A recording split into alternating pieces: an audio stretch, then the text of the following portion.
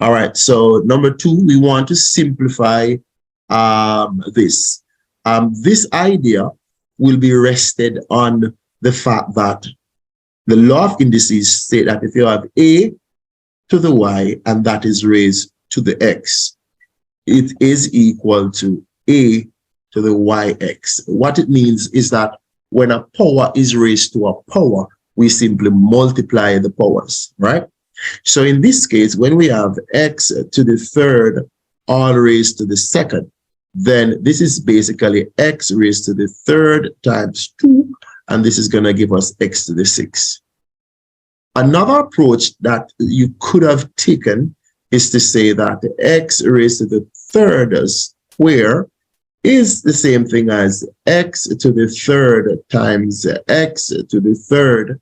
And then when you multiply the same letters, you add their powers and you're seeing x to the 6 just the same. Whichever method you want to employ, just get it out. This one here as y to the 8 divided by y to the negative 5. What we're looking at here, though, is that when you divide, you subtract powers. For example, y raised to the 8, subtract, then there's a negative 5 here. Bear in mind that when you have two negative signs clashing, you're going to be adding. So basically, the final response is y raised to the 13. Part B, we want to factorize xy minus y squared. We want to take out the common factor, which is y. Open bracket. Y into xy, we're left with x, and y into y squared, we're left with minus y. The part B is the difference of 2 squared, x squared minus y squared. Whenever you have the difference of 2 squared, all you have to do is to simply open two brackets, and you're going to put the square roots in the correct order in which they came. The x came first, x squared, the square root is x, y squared, the square root is y. You write back your xy, you put a plus, and you put a minus. The follow-up question says, hence, so we are right here, it said, hence, simplify. If you notice, the a part, which is this, is our numerator, and the b part is our denominator. And when they use hence, they're saying that you have to use the responses that you just got. So in other words, then I'm going to substitute the factorized form of this and this. For example, at the top, I'm going to have y, open bracket, x minus y all over x plus y into x minus y. So I'm going to have this for this part, right? But basically what you're looking at here, we are seeing that we could cancel the x minus the y. So final response is that I'll have a y at the top over x plus y. All right, this question reads, it says, this is a C part. It says the diagram below shows two rectangles, M and N, with their dimensions expressed in terms of x. So we're looking at it. Let me brighten up this. You're talking about x minus 3 centimeters there, 3x plus 4 centimeters there, x minus 3 centimeters, and this is x plus 2 centimeters. So there, those that we have are the dimension there that we're looking at, right?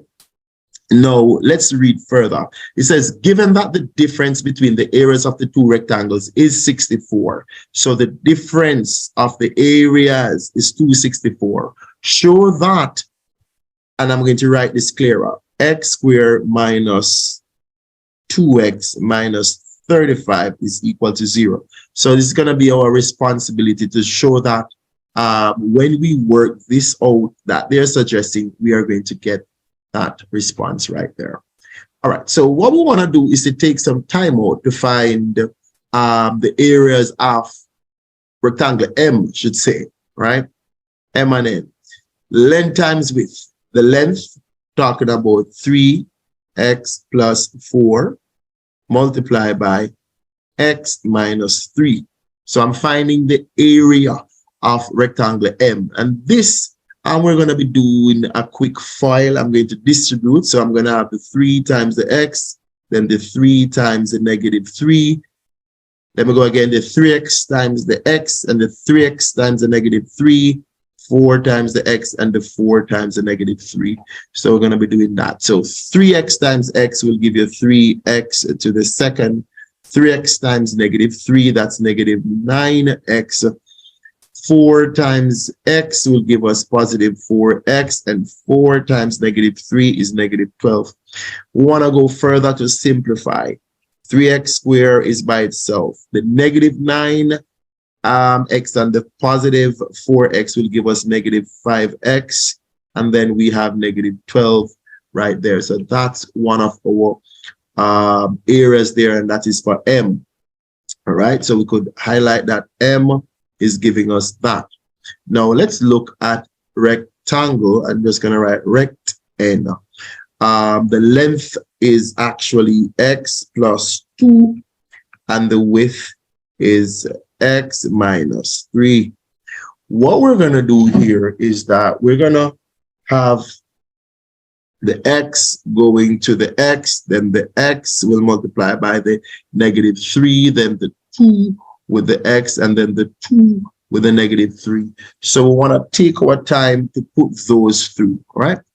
Taking our time to put those through.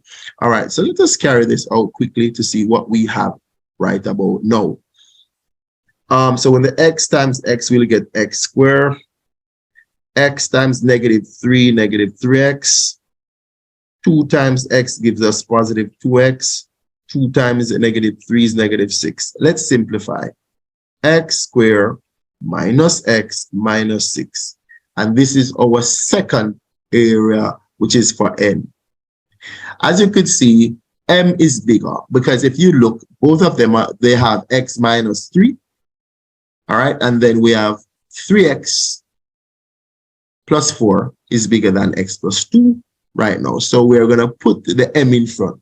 So we're going to execute now the difference between them. So let's put the m in front.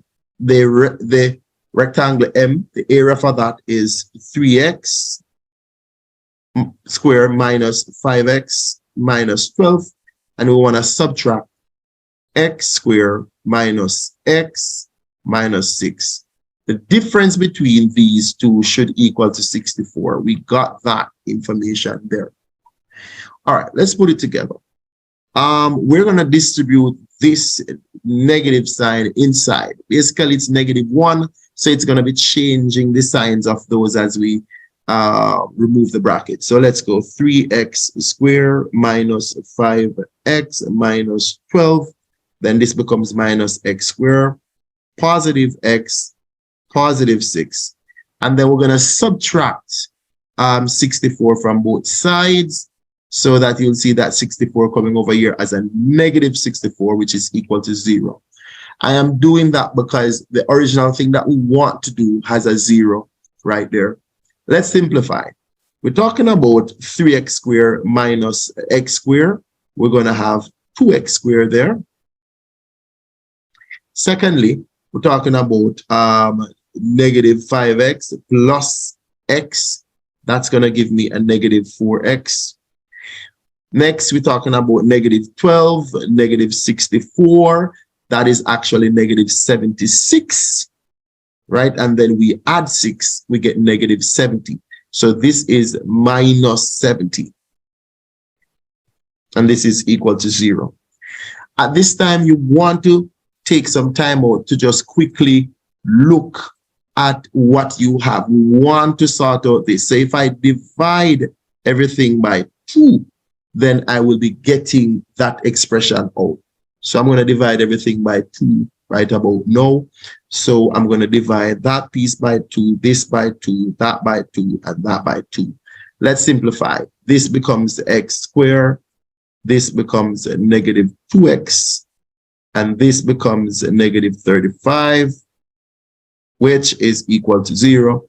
There, we would have proven what they had asked us to do right there.